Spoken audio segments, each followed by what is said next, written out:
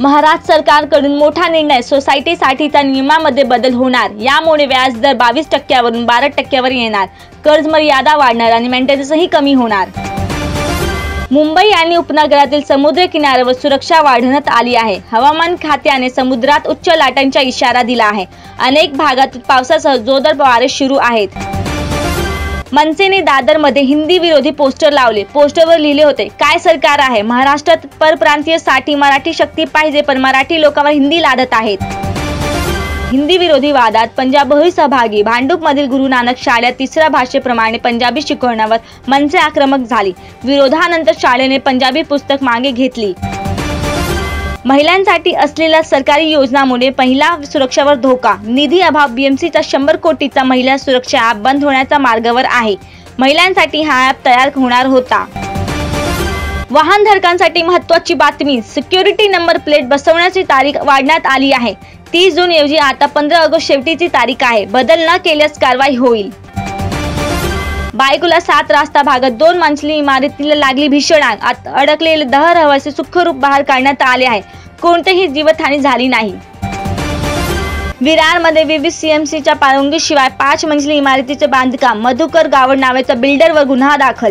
वसई विरारमध्ये असे बेकायदेशीर बांधकामामुळे नागरिकांची फसवणूक वाढत आहे। महापालिकेची दुर्लक्ष नागरिकांसाठी धोकादायक ठरत आहेत। कुर्ला आणि भांडूप भागातील नागरिकांसाठी सूचना, पुढील 4 ते 5 दिवस पाणी उकळून आणि गाळून प्यावे।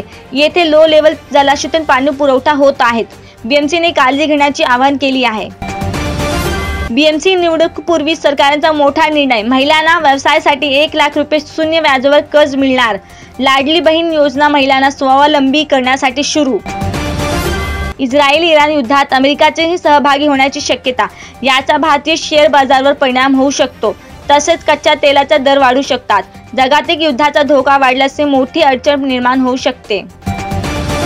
विरारच्या अर्नाला भागात भीषण अपघात, एसटी बस आणि रिक्षाची टक्कर, 1 महिला प्रवाशांचा मृत्यू, 3 प्रवासी गंभीर। कल्याणच्या सुभाष चौक वालधुनी उड्डाण पुलावर आजपासून जड वाहनांना बंदी।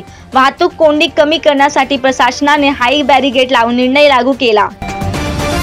मुंबईत उबाटाला धक्का, ठाकरे गटांचे 2 माजी नगरसेवक भाजपमध्ये प्रवेश करणार। भाजपचे अध्यक्ष आशिष शेलार आणि गटनेते प्रवीण दरेकर यांच्या उपस्थितीत प्रवेश सोहळा होणार। कांदिवलीतील व्यापाऱ्यांची 79 लाखांची फसवणूक, फेसबुकवरून ओळखी करून बनावट ट्रेनिंग घोटाळा। पोलीस आरोपीचा शोध घेत आहेत। घाटकोपर जवळ चालत्या कॅबमध्ये महिला पायलटची छेडछाड, FIR दाखल, पोलीस तपास करत आहेत। चर्चगेट विरार लोकल ट्रेनमध्ये 17 जून रोजी महिला प्रवाशांना मारहाणीच्या प्रकरणात नवा खुलासा। पोलिसांनी प्रकरण दपण्यासाठी लालच घेतल्याचा आरोप, वरिष्ठ अधिकारी तपास करत आहेत। शाळेच्या सुट्टी दरम्यान विद्यार्थिनीसोबत कथित छेडछाड, कांजूरमार्गमधील शिक्षकावर पोस्को कायद्याअंतर्गत गुन्हा दाखल। इस्रायल-इराण युद्ध दरम्यान वारिस पठाण यांचा पंतप्रधान नेत्यानेहूंवर राग।